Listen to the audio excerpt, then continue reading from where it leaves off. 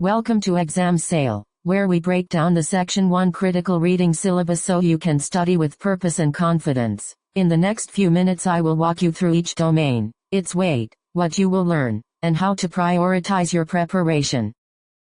This critical reading section is divided into 4 domains with exact weights: craft and structure 28%, information and ideas 26%, standard English conventions 26%, and expression of ideas 20%. Together these domains test comprehension, evidence use, standard grammar, and revision skills across conceptual and scenario-based items, and they define what to focus on during study sessions. Craft and structure accounts for 28% of the test and is rated medium difficulty with an estimated learning time of 15 hours, assessed through conceptual and scenario-based questions. You will learn high-level comprehension of text segments, how to interpret words in context and Tier 2 vocabulary, and how to analyze the impact of word choice on tone and precision. The domain also covers text structure and purpose and cross-text connections, so you will practice identifying a segment's function, tracking overall organization, comparing perspectives across passages, and connecting parts to a central thesis. Information and ideas makes up 26% of the exam and is labeled hard with about 20 hours recommended, using conceptual and scenario-based assessments. This domain teaches you to identify central ideas and details, select and evaluate textual evidence, and analyze quantitative evidence from tables or graphs to support claims. You will practice command of evidence, both textual and quantitative, draw inferences from implicit information, distinguish major from minor details, and learn to evaluate how evidence strengthens or weakens arguments and scientific conclusions.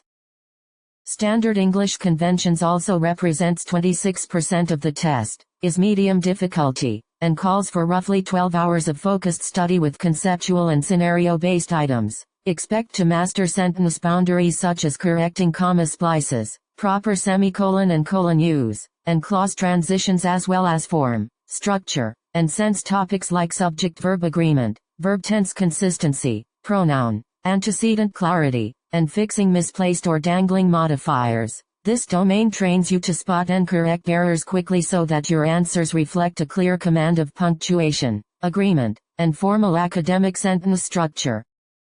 Expression of ideas comprises 20% of the section, is rated easy, and suggests around 10 hours of practice with scenario-based assessment tasks. In this domain you learn rhetorical synthesis by integrating information from researcher notes, selecting relevant details to meet a rhetorical goal, and organizing content into a coherent argument or narrative for a target audience. You will also refine transitions and cohesive devices to improve flow, practice signaling cause and effect or contrast, and learn to adapt tone and detail selection to achieve maximum rhetorical effectiveness.